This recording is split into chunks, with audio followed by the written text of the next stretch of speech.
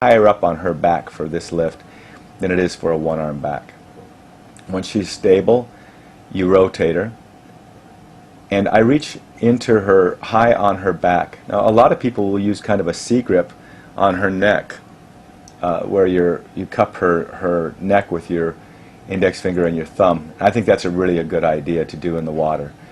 This is actually quite a dangerous lift to do in the water. I think the California teams do this quite well because they wear wetsuits and there's something to grab onto. So as she goes into this, she pulls her knees towards her ribs, and it gets a little bit sketchy if your hand is too low on her back. If it's down by her hips, she'll kind of round out and be unstable. But if you're high enough on her back, this can be held stably. And then after she's got her knees bent towards her chest, she extends her feet up into this triangle, into this pyramid. Really beautiful lift.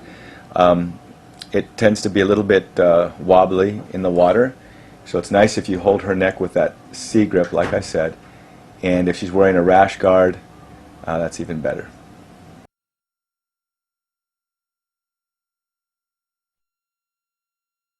Okay, paddling a surfboard is the same dynamic as when you're surfing. You want to make the surfboard think there's only one person on it. So when you lay down, the man has to be way forward on the girl, but not high up. You want your center of gravity to remain low.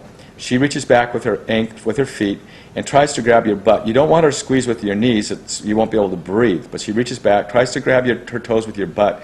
As you're start over. Okay, paddling a surfboard is an art in and of itself. It's very important that the surfboard still think that there's only one person on the board. So as you're paddling, the man pushes forward. Okay. Paddling a surfboard is an art in and of itself, and I really work hard with the girls when they're first learning how to do this properly. It can make a big difference. I see a lot of teams get lazy with this, and I think it really harms them if they don't focus on this part of their tandem surfing. As the man lays down, he presses forward close against her, but not so far that his chest is coming up. That makes the center of gravity high and the board less stable. The woman wraps her legs around him and should extend her feet forward to wrap around his butt. Yumi doesn't have quite a long enough feet to demonstrate this. You don't want the girl grabbing you with her knees around your chest. You can't breathe. And you don't want her feet dangling up in the air. It makes the board very unstable. When you're paddling into a wave, it's really helpful if the girl can reach back and grab you with her toes. I have her toes always in the right position, and sometimes I'll just yell toes, and they know that means just grab and pull forward if they can on my butt. What that does is as I'm paddling hard, I will tend to start to move away from her on the board, and that makes the board heavy on the back, and then sometimes on the best of the biggest waves, you don't catch them. So if she grabs me and pulls me forward, she can actually pull me into the wave. And if we need one more stroke to get in, if she's holding me tight, I can actually throw my ankles forward as part of my last stroke, and it'll throw us into the wave. So as she's paddling, and we're paddling together, she holds on to me, and if I want the board to turn right, I'll actually tell her, look right, and she torques her body to the right, not just her head. She looks right, pulls her shoulders to the right, holds on to me with her feet. It helps make that board go to the right.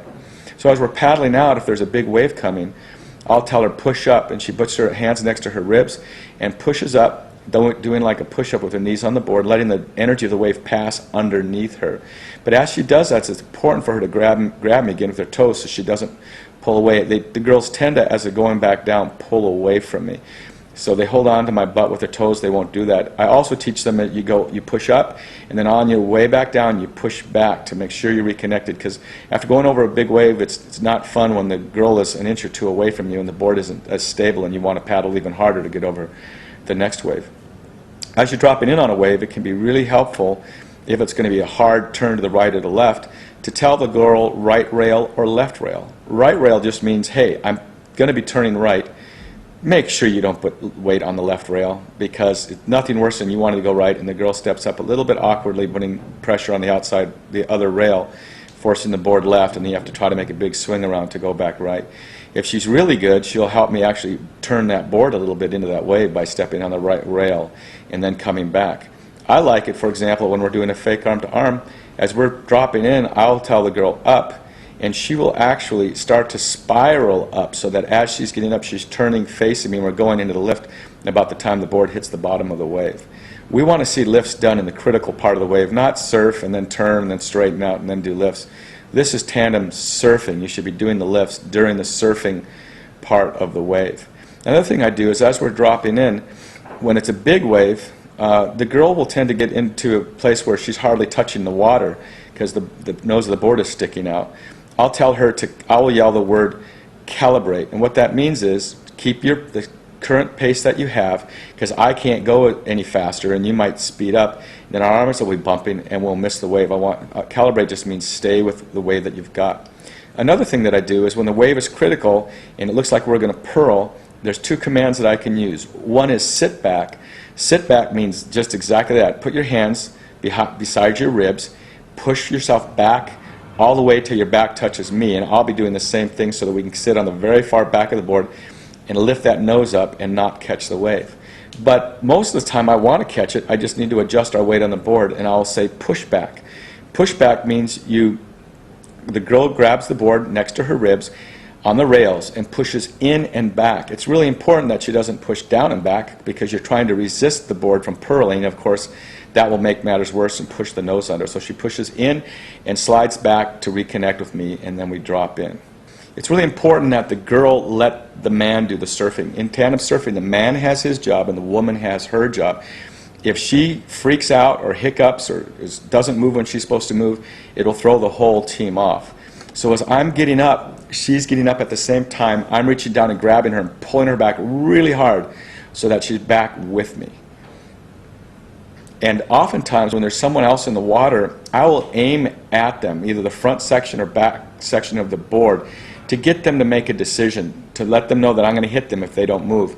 Then when I see them moving and know what they're going to do, then I'll turn away from them. It's not like I was going to hit them, but I know that people freak out when they see tandem surfers, and if I just do what I was going to do and just surf, they may end up plowing their board into me. So I kind of get them into a place where they have to commit and make a decision, and then I'll turn away from them. But it's really important that the woman not react to that.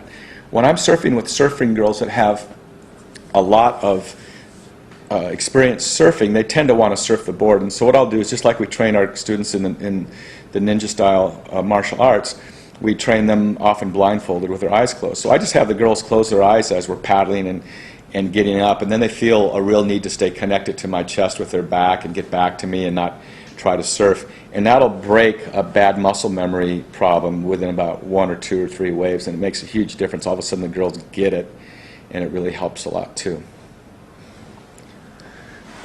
So here you're going to see us paddling for a wave.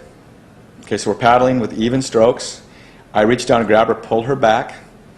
A girl should never have her hands go out to her side like she's keeping her balance. She shouldn't be getting up and forward or just getting up at all. She needs to be throwing herself back to me.